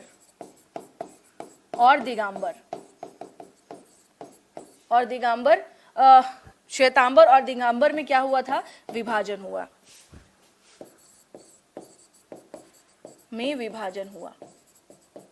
ठीक है ना। जैन धर्म में क्या हुआ था, श्वेतांबर और दिगंबर में हम लोग क्या देखते हैं, यहाँ पर विभाजन हुआ था। ये चीज थोड़ा सा क्या करना है, ध्यान रखना है आपको कि हुआ क्या था इसमें डिवीजन, श्वेतांबर और दिगंबर में। श्वेतांबर का मतलब होता है जो श्वेत कपड़े पहनते हैं, दिगंबर का मतलब होता है जो कपड़े नहीं पहनते हैं। ये चीज ध्यान रखना है आपको। श्वेतांबर यानी जो श्वेत कपड़े, उजले वस्त्र जो धारण करते हैं। दिगंबर जो है इनका मानना है कि हम जहां भी जाते हैं हमारे ऊपर ऊपर अंबर चलता है, तो अंबर ही हमारा वस्त्र है, that is known as Digambar. जिसका दिग ही जिसका अंबर हो, यानी आकाश ही जिसका वस्त्र हो, उसे ही कहा जाता है दिगंबर, जो कपड़ों को, वस्त्रों को धारण नहीं करते हैं। श्वेतांबर जो श्वेत कलर के, व्हाइट कलर के कपड़ों को पहनते हैं, उन्हें क्या कहा जाता है, उन्हें कहा जाता है श्वेतांबर, यानी श्वेत कपड़ों को वो पहनते हैं। तो ये चीज ध्यान रखिएगा। स्थूल भद्र के नेतृत्व में क्या हुआ था, यहाँ पर फर्स्ट जैन संगीति हुई थी। लेकिन आपको एक चीज ध्यान रखना होगा कि अगर पूछा जाए कि जैन धर्म का, अगर यहाँ क्वेश्चन ये आए कि इसमें से चंद्रगुप्त मौर्य जो था उसके गुरु कौन थे, ठीक है ना, उसके गुरु कौन थे, तो भद्रबाहु चंद्रगुप्त मौर्य के क्या थे, गुरु थे। भद्रबाहु चंद्रगुप्त मौर्य के गुरु थे, गुरु थे, ठीक है। और एक क्वेश्चन आपको मैं ये बता दूं कि ध्यान रखना आपको, एक क्वेश्चन और है कि क्वेश्चन ये आता है कि वह कौन सा ऐसा मौर्य शासक था जिसके समय पे जैन धर्म के, यानी स्थूल भद्र और भद्रबाहु, ये दोनों के दोनों जो है, मतलब ये भी नहीं, एक क्वेश्चन ये आता है कि एक 12 वर्षों का अकाल कौन से मौर्य शासक के काल में पड़ा था, तो वो चंद्रगुप्त मौर्य था। ये चीज ध्यान रखिएगा। कब माना जाता है कि 12 ईयर फेमाइन जो है वो कहां पर, किसके काल में पड़ा था, इसी के काल में 12 वर्षों का अकाल पड़ा था, जिसके दौरान माना जाता है कि स्थूल भद्र और जो भद्रबाहु हैं, इन दोनों में क्या होता है कि भद्रबाहु क्या करते हैं, वो अपने जो शिष्य थे उनको लेकर के वो चले जाते हैं दक्षिण भारत, स्थूल भद्र यहीं रह जाते हैं। तो हम क्या देखते हैं कि दोनों अलग अलग क्षेत्रों में क्या कर रहे होते हैं, काम कर रहे होते हैं। यही एक कारण था कि जब भद्रबाहु दक्षिण भारत चले जाते हैं तो कर्नाटक का श्रावण बेलगोला एक बहुत ही मेजर जैन सेंटर के तौर पर क्या हुआ, इमर्ज्ड हुआ, ठीक है। ये चीज ध्यान रखिएगा कि अकाल की बात करें तो कई जगह एक क्वेश्चन आता है कि 12 वर्षों का अकाल कौन से जैन शासक के काल में पड़ा था, तो 12 वर्ष, देखिए अलग अलग सोर्सेज में कहीं 10 वर्ष भी हो सकता है, लेकिन अगर इतना ध्यान रखिएगा कि 10 प्लस पे ही हम जाएंगे कि इतना लंबा अकाल जो है वो किसके टाइम पे पड़ा था, चंद्रगुप्त मौर्य के काल में। कई जगह आता है कि 12 वर्षों का अकाल, कई जगह आपको ये 10 वर्षों का मिला। लेकिन आपको एक अगर क्रक्स की बात करें तो आपको ध्यान रखना होगा कि एक लंबे समय का जो अकाल है, लंबे समय अवधि का जो अकाल था वो किसके काल पर आया था, वो चंद्रगुप्त मौर्य के काल में आया था। 12 वर्षों का जो अकाल है, अकाल को फेमाइन बोलते हैं, FA फेमाइन, ठीक है ना। 12 वर्षों का अकाल किसके टाइम पर आया था, इसके चंद्रगुप्त मौर्य के काल पे, ठीक है। ये चीज थोड़ा सा आप लोगों को क्या करना है, ध्यान रखना है। चंद्रगुप्त मौर्य के काल में अकाल आता है और इसी टाइम पर हम लोग क्या देखते हैं, भद्रबाहु और स्थूल भद्र, इन लोगों ने अपने अपने क्षेत्रों का विभाजन किया। भद्रबाहु कहाँ चले जाते हैं, भद्रबाहु चले जाते हैं दक्षिण भारत, ठीक है, और स्थूल भद्र कहाँ रह जाते हैं, यहीं उत्तर भारत। स्थूल भद्र कहाँ रह जाते हैं, उत्तर भारत, ठीक है। तो ये चीज आप लोगों को ध्यान रखना है। चलिए, तो अब आप समझ ही गए कि फर्स्ट जैन काउंसिल जो हुआ क्यों स्थूल भद्र के नेतृत्व में हुआ, क्योंकि जो क्षेत्र का विभाजन हुआ था उस हिसाब से यहां डोमिनेंसी किसकी थी, यहां डोमिनेंसी थी स्थूल भद्र की। क्लियर है ये, ठीक है। यहां डोमिनेंसी किसकी थी, हाँ देख लीजिएगा। यानी हम लोग क्या देखते हैं कि जब अकाल पड़ा तो जो जैन धर्म के जो दोनों अनुयायी थे, बड़े बड़े जो जैन जो मुनि थे, भद्रबाहु और स्थूल भद्र, इन्होंने अपने क्षेत्र का विभाजन किया। भद्रबाहु दक्षिण भारत चले गए और स्थूल भद्र उत्तर भारत में रह गए। यही कारण है कि फर्स्ट जो जैन काउंसिल हुई उसके अध्यक्ष कौन रहे, स्थूल भद्र रहे, क्योंकि इनका क्षेत्र यही था, ठीक है।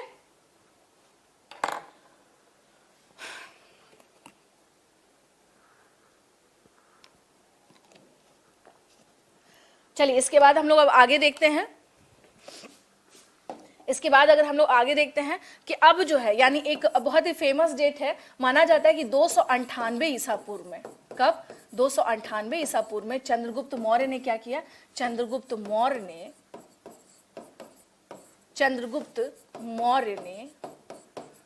ने इसको कहा जाता है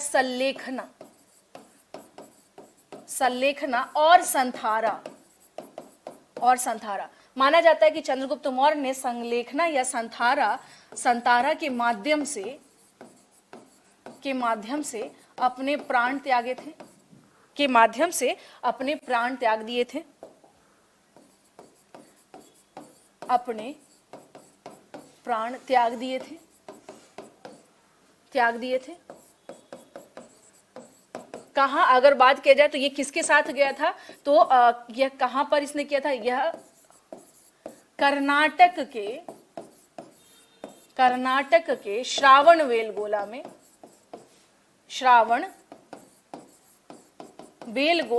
कर्नाटक के श्रावणबेलगोला में भद्रबाहु के नेतृत्व में इसने इस कार्य को संपादित किया था।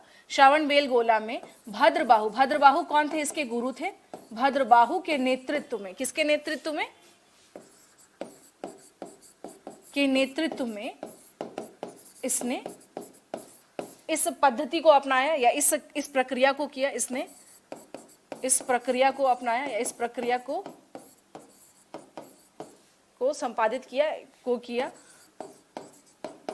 अब आते हैं यहाँ पर, देख लीजिए, ध्यान रखिएगा कि 298 ईसा, ये एकदम बिल्कुल, ये क्या डेट आपको हर जगह मिल जाएगा कि 298 ईसा पूर्व में इसकी क्या हो जाती है, मृत्यु हो जाती है।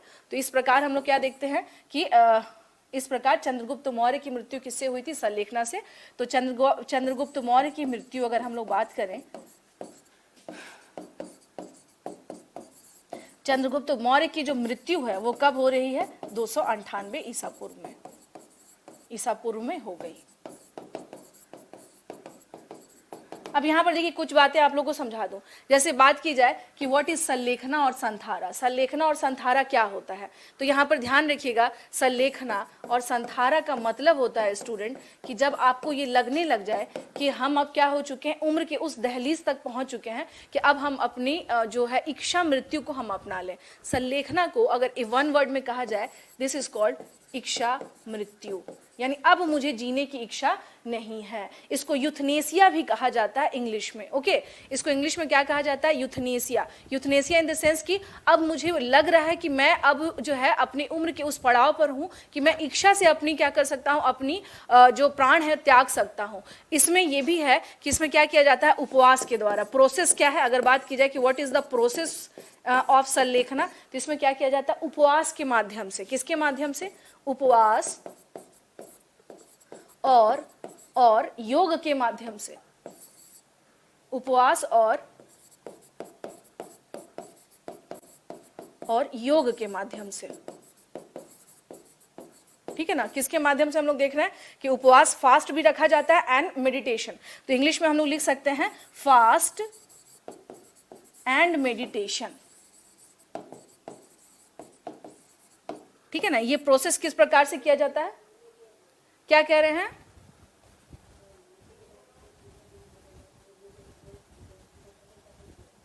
प्लीज थोड़ा तेज बोलेंगे, मैं नहीं सुन पा रही हूं।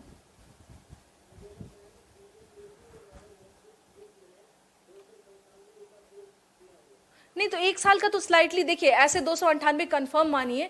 297 अगर किसी बुक में है तो मैंने आपको पहले ही बताया था, अगर आप लोग को मेरी फर्स्ट क्लास याद होगी तो मैंने शुरू से कहा कि 1 साल का जो स्लाइटली डिफरेंस है उसके लिए तैयार रहिएगा, ठीक है। मान लीजिए जो क्वेश्चन सेट कर रहा है उसे ही नहीं पता हो, या वही कहीं भूल गया कि भाई 298 तो वो क्या करेगा, 297 कर देगा। तो कई बार क्या है, या उसने जो सोर्स टेक्स्ट बुक उठाया मे भी उसमें 297 हो, तो 1 साल का ना वेरिएशन चलता है। आप प्लीज इसके लिए इतिहास में, क्योंकि देखिए हमेशा ध्यान रखिएगा, ये वो टाइम पीरियड है जब हमारे पास बहुत ज्यादा सोर्सेज नहीं है, ठीक है। जब इतिहास को जानने के बहुत सोर्सेज होते हैं ना, तो एग्जैक्टली जैसे मॉडर्न इंडिया की बात करें, मेडिवल में भी आपको पता है कि एकदम एग्जैक्टली डेट, क्योंकि इतिहासकार रहने लगे थे, लिखने लगे थे, तो उसके बाद हम क्या देखते हैं कि इतिहास के जो एग्जैक्ट डेट है वो हमारे पास है। लेकिन ईसा पूर्व में क्या है ना, हमारे पास एग्जैक्ट डेट नहीं है, तो इसी वजह से इतिहासकार नहीं है, जिसकी वजह से हम लोग क्या स्लाइटली वाला मामला चलता है यहाँ पर। क्लियर है ये, ठीक। क्या कह रहे हैं, संथारा,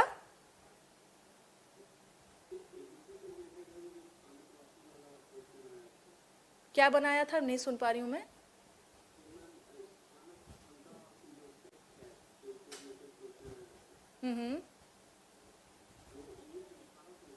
देखिए इसके बारे में, जैसे जैन संप्रदाय के बारे में, देखिए मैं आपका ना सवाल पूरा ढंग से सुन नहीं पा रही हूँ, बस आधा पे जाके मुझे सुनाई दे रहा है। ध्यान से सुनिएगा, मैं ये कह रही थी संथारा और सल्लेखना जो है ना, जैन धर्म में ये एक प्रोसेस किया जाता है और इसमें यही होता है कि अगर आपको लगे कि अब जो है हम अपनी मृत्यु, यानी हम अब इच्छा मृत्यु की ओर हम जा सकते हैं, अपनी मर्जी से हम मृत्यु को अडॉप्ट कर सकते हैं ड्यूरिंग, मतलब फास्ट रख के या मेडिटेशन करके, तो उसे कहा जाता है सल्लेखना या संथारा।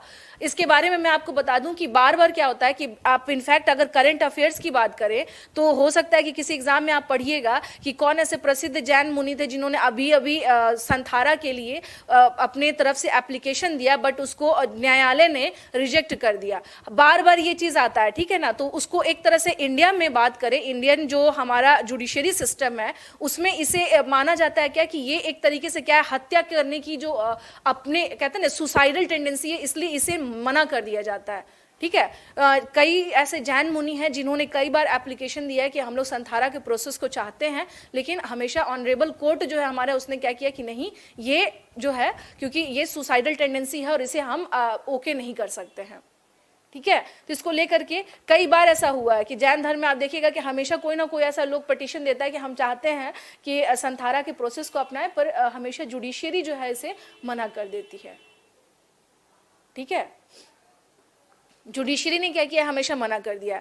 तो ये चीज ध्यान रखिएगा कि संथारा और सल्लेखना जो है ना, ये बहुत फेमस प्रोसेस है, इनके यहाँ का बहुत ही फेमस प्रोसेस है, ठीक है। चलिए, तो ये हम लोग किसके बारे में देख रहे थे, ये हम लोग देख रहे थे चंद्रगुप्त मौर्य के बारे में, किसने क्या किया था सल्लेखना के प्रोसेस से। कौन सी जगह पे, कर्नाटक का श्रवणबेलगोला, कौन सी जगह है ये, कर्नाटक का श्रवणबेलगोला, और किसके नेतृत्व में, ये भद्रबाहु के नेतृत्व में इसने क्या किया था, इस प्रक्रिया को अपनाया था, यानी इसने इस प्रक्रिया को क्या किया था, अपने शरीर इसने त्याग दिए थे, ठीक है ना। इसने इस प्रक्रिया को किसके इस प्रोसेस से अपनाया था, सल्लेखना का प्रोसेस अपनाया था, ठीक है। चलिए अब नेक्स्ट आ जाते हैं हम लोग, इसमें कुछ जो है थोड़ा बहुत, अभी 10 मिनट है, तब तक के लिए बिंदुसार भी थोड़ा देख ही लेते हैं हम लोग। एडमिनिस्ट्रेशन के लिए घबराइए मत, मौर्यंस का एडमिनिस्ट्रेशन एक साथ मैं करवा दूंगी, इसके लिए परेशान नहीं होना कि मैम मौर्यन का एडमिनिस्ट्रेशन कैसे होगा, डोंट वरी अबाउट दैट, क्योंकि मुझे भी पता है कि उसमें अच्छे खासे क्या आते हैं, सवाल आते हैं, ठीक है। इसके लिए परेशान होने की कोई जरूरत नहीं है। क्या है मेरी, ओके नहीं, मुझे नहीं बोला गया, आज वो रहने दीजिए, क्योंकि कहीं शेड्यूल, सॉरी एक मिनट रुकिए, आज वो रहने दीजिए, कहीं शेड्यूल लगा हुआ अभी, ठीक है ना। बिंदुसार के बारे में हम लोग देखते हैं यहाँ पर, तो आ जाइए बिंदुसार के बारे में बात करें तो ये कौन था, ये चंद्रगुप्त मौर्य का क्या था, पुत्र था। अगर इसके बारे में बात करें,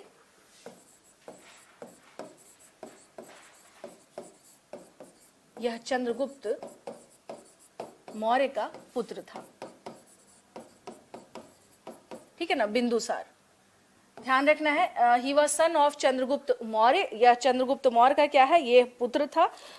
किसके बारे में बात कर रहे हैं हम लोग, बिंदुसार के बारे में बात कर रहे हैं, ठीक है।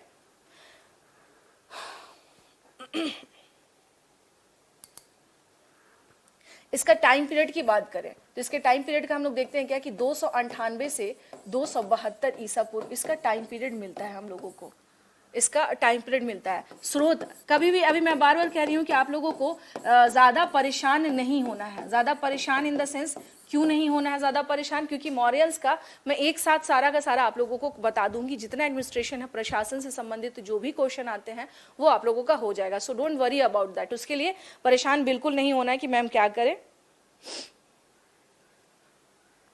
ठीक है। और ये बात की जाए कि किससे पता चलता है, तो देखिए दीपवंश, महावंश, कुछ सोर्सेज हैं जिससे हम लोगों को इसके बारे में पता चलता है। महावंश और सिंहली अनुश्रुति,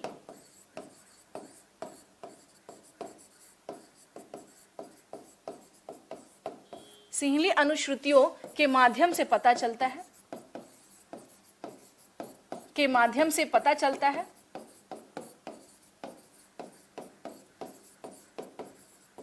कि पता चलता है कि बिंदुसार किसका पुत्र था, चंद्रगुप्त का, कि बिंदुसार चंद्रगुप्त का पुत्र था, चंद्रगुप्त का पुत्र था।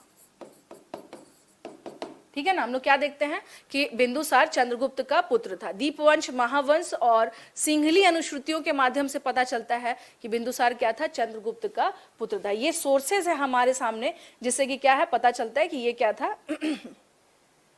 अच्छा, एक चीज और सुन लीजिएगा, जो यूनानी, अब देखिए चूंकि चंद्रगुप्त मौर्य का विवाह कहाँ हुआ है, यूनान में हुआ है, तो हम क्या देखते हैं कि इसके जो संबंध हैं वहां पर देखने को मिलते हैं। एक क्वेश्चन आता है आप लोगों का कि सेंड्रोकोटस के नाम से कौन जाना जाता था, वो एक पॉइंट रह गया था, अगर चाहें तो लिख लीजिएगा, सेंड्रोकोटस। यूनानी अभिलेखों में, किसमें बात कर रहे हैं हम लोग, यूनानी अभिलेखों में। ठीक है, यूनानी अभिलेखों में। अभिलेख, स्टूडेंट जो भी नए हैं ना, अभिलेख का मतलब होता है जो एविडेंसेस जो पाए गए हैं वहां पर। तो यूनानी अभिलेखों में हम लोग क्या देख रहे हैं, चंद्रगुप्त मौर्य को क्या बोला गया है, सेंड्रोकोटस। चंद्रगुप्त मौर्य को क्या कहा गया है, सेंड्रोकोटस। क्या कहा गया है, सेंड्रोकोटस। ठीक है, सेंड्रोकोटस कहा गया, ये ध्यान रखिएगा। ये किसको कहा गया है, चंद्रगुप्त मौर्य को सेंड्रोकोटस बोला गया है यूनानी अभिलेखों में। ओके, जो भी इसका मतलब है यूनान में जो अभिलेख, इनफैक्ट माना जाता है कि चंद्रगुप्त को वहां पर बहुत ही इज्जत के साथ और बहुत ही रेस्पेक्ट के साथ उसके नाम लिखे गए हैं कई जगह पे। कई जगह सेंड्रोकोटस, कई जगह एंड्रोकोटस भी है। In some places he was also known as Androcottus. कई जगह वो क्या है, एंड्रोकोटस के नाम से भी जाना जाता है। चूंकि क्या है, यूनान से संबंध स्थापित हो चुका है, तो इससे ये चीजें पता चलती हैं हम लोगों को। ठीक है ना।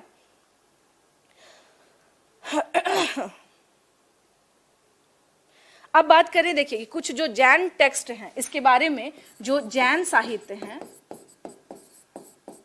जैन साहित्य में इसके हम क्या देखते हैं कि जैन साहित्य में क्या कहा गया है कि इसकी माता का नाम क्या था, दुर्धरा। जैन साहित्य के अकॉर्डिंग बात करें तो इसकी माता का नाम क्या बताया गया है, Durdhara. It means according to Jain text his mother name was Durdhara. इसकी माता का क्या नाम था, दुर्धरा, और इसकी पत्नी का नाम कई जगह माना गया है क्या, धम्मा। हिज वाइफ नेम वॉज धम्मा। ये अलग अलग जो टेक्स्ट हैं जैन के, उसमें ऐसा पाया गया है। जैन साहित्य यानी जैन लिटरेचर में हम लोग क्या देखते हैं, माता का नाम क्या है, दुर्धरा, और पत्नी का क्या नाम है इसमें, धम्मा। ठीक है, और अशोक वदान एक पुस्तक है। ठीक है, अशोक वदान एक पुस्तक है, उसमें माना जाता है कि इसकी जो सुब्रधांगी जो है, ये क्या है, मेन नाम यही माना गया है। ठीक है ना, ध्यान रखिएगा। अशोक वदान में इसकी पत्नी का नाम क्या माना गया, और सभी इतिहासकारों ने अशोक वदान में इसकी पत्नी का नाम क्या माना गया है, देख लीजिएगा, इसकी सुब्रधांगी। हाँ दिख रहा है, सुब्रधांगी क्या नाम है इसकी। अशोक वदान में अगर हम लोग बात करें तो इसकी पत्नी का नाम क्या माना गया है, सुब्रधांगी। सुब्रधांगी।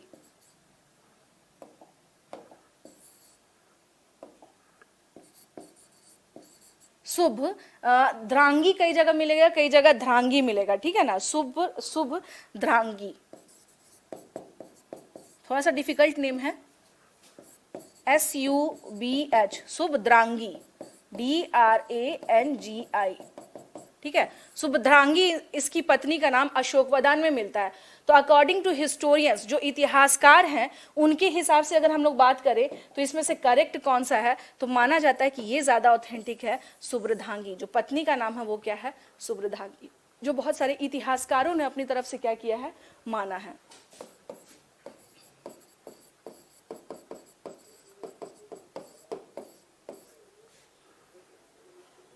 क्या कह रहे हैं,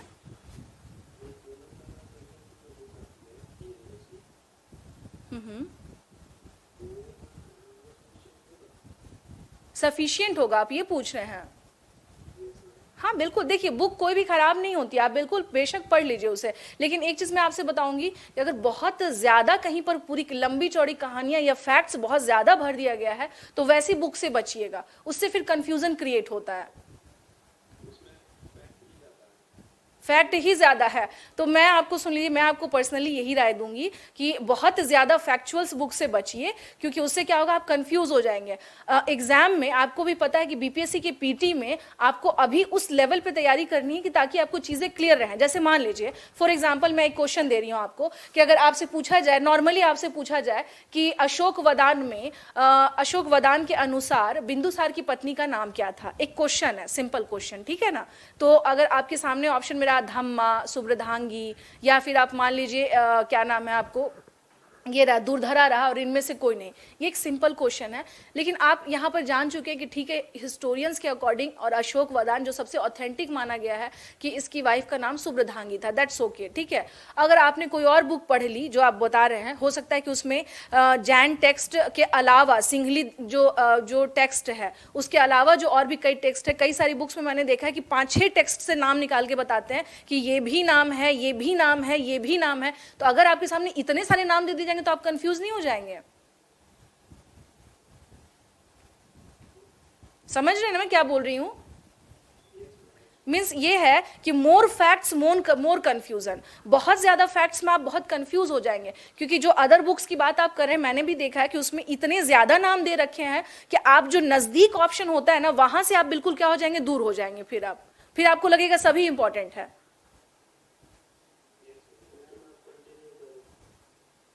हाँ हाँ, मैं कंटिन्यू ही कर रही हूँ, लेकिन कोई क्वेश्चन करे तो उसका जवाब नहीं दिया जाए क्या? थोड़ा सा आप लोग इस तरह से देखिए, थोड़ा सा इस तरह से एक दूसरे को सपोर्ट भी किया कीजिए। कमीशन की तैयारी कर रहे हैं और ये भावना आप लोग रख रहे हैं, हाँ, थोड़ा सा एक दूसरे को कॉपरेट करें। अगर कहीं कोई पूछ रहा है तो उसको सुन लीजिए, 2 मिनट में क्या चला जाएगा।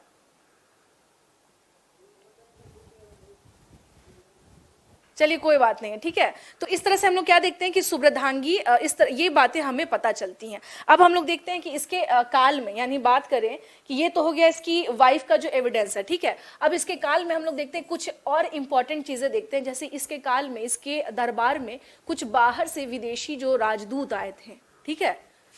यानी अगर बात करें कि बिंदुसार का संबंध जो है, एक माना जाता है कि बिंदुसार के संबंध विदेशों से भी बहुत अच्छे थे। बिंदुसार के संबंध विदेशी राजाओं के साथ भी अच्छे थे। विदेशी राजाओं के साथ अच्छे थे। और मैं आप सबको एक बात बताऊं, जितना मैं पढ़ा रही हूं ना, मैं ये तो नहीं कह रही, लेकिन मैं एक बात मैं जरूर कह सकती हूँ, मैं जितना पढ़ा रही हूँ ना, एक बार ढंग से बस उसी को पढ़ लीजिए, उसके बाद आप देखिए कि आपसे क्वेश्चन लगता है कि नहीं लगता है, ठीक है ना। अच्छे थे। अब इसके प्रमाण के तौर पर देखें, प्रमाण के तौर पर देखें, एविडेंस के तौर पर अगर हम लोग देखें कि एविडेंस क्या है, तो अब आ जाइए देखते हैं हम लोग क्या कि यहाँ पर 2, यानी कि ठीक है ना, एक सीरियाई नरेश है, एक सीरियाई नरेश है। सीरिया जो आधुनिक सीरिया आप देख रहे हैं ना, उसे ही कहा जाता है। और एक मिस्र का नरेश है। Don't be confuse about that, इसके बारे में कंफ्यूज नहीं होना है। कुछ किताब में शायद आपको हो सकता है मिस्र का नरेश अशोक के टाइम पर बता दे, तो इस मामले में कंफ्यूज बिल्कुल नहीं होना है, ठीक है ना। क्यों नहीं होना है? क्योंकि गलत चीजें लिख लीजिए, उससे बेहतर है कि उस तरह की चीजों से बचिए, ठीक है ना। गलत चीजें लिख लीजिए, उससे बेहतर है कि आपको क्या करना है, उन सब चीजों से, जो गलत चीजें हैं उससे क्या करना है, बचना है आपको। ये नहीं कि कुछ भी जो भी मिला लिख लिया, उठा लिया, धड़ाधड़ लिख लिया कि हाँ ये जो बोला जा रहा है ये बिल्कुल सही है, ठीक है। तो ऐसा काम नहीं करना है आप लोगों को, इससे बचना है, इससे बचना है, ठीक है। तो हम लोग क्या देखते हैं कि 2 जो शासक थे, है ना, सीरियाई नरेश, इसका क्या नाम था? इसका नाम था एंटीयोकस। ध्यान रखिएगा इसका नाम क्या था। कई जगह एपियोकस मिलेगा, कई जगह एंटीयोकस मिलेगा, ठीक है। तो सीरियाई नरेश क्या था? एंटीयोकस, एंटीयोकस। और मिस्र का जो नरेश था, इसका क्या नाम था? मिस्र का फिलाडेल्फस द्वितीय, यानी कि वहां का शासक था टॉलमी, फिलाडेल्फस द्वितीय इसका नाम आता है, ठीक है ना। राजा फिलाडेल्फस टॉलमी सेकंड, राजा जो था इसका क्या नाम था? Philadelphus, Philadelphus Ptolemy second, Ptolemy second. ये ध्यान रखना है कि 2 हम लोगों को क्या दिखाई देते हैं इस टाइम पर, 2 अलग अलग क्या आते हैं यहाँ पे,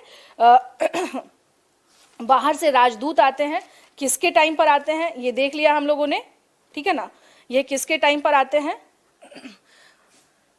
अब इसके बारे में बात करें, एंटियोकस ने भेजा किसको था, राजदूत बनाकर इसने भेजा किसको था, हाँ किसने भेजा था, इसने डाइमेकस को भेजा था। ही सेंड डाइमेकस, इसने क्या बना के भेजा था, राजदूत बनाकर। राजदूत का मतलब हो गया अम्बेसडर, ठीक है, इसने राजदूत का मतलब क्या हो गया, अम्बेसडर। ये चीजें क्या करनी है, ध्यान रखना है। और फिलाडेल्फस ने किसको भेजा था, डायनोसियस,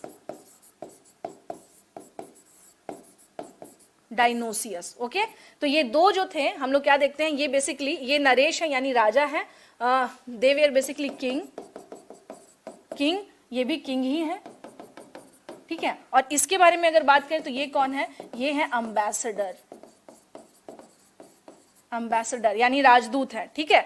तो जो सीरियाई नरेश है ना, इससे ही माना जाता है कि बिंदुसार ने कहा था कि सूखे अंजीर और इसने एक स्पेशल पेय पदार्थ और कहा था दार्शनिक को आप भेज दीजिए, जिसमें से सीरियाई नरेश ने दो डिमांड तो मान लिया था कि ठीक है जो ड्राई फ्रूट्स मांगा गया है, जो पेय पदार्थ मांगा गया है वो तो मैं भेज दूंगा, लेकिन मैं दार्शनिक नहीं भेजूंगा, क्योंकि हमारे देश में दार्शनिकों को एक जगह से दूसरी जगह भेजना पाप समझा जाता है, इसी कारण हम नहीं भेजेंगे, ठीक है।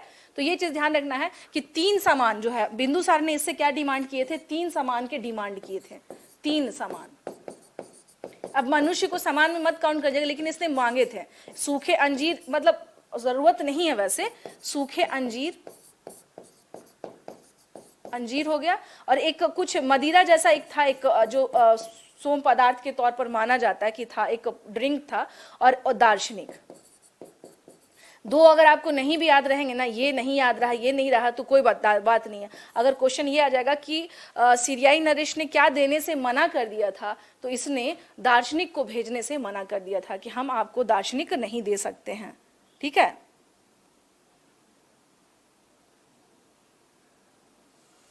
ठीक है, तो ये चीज थोड़ा सा ध्यान रखिएगा।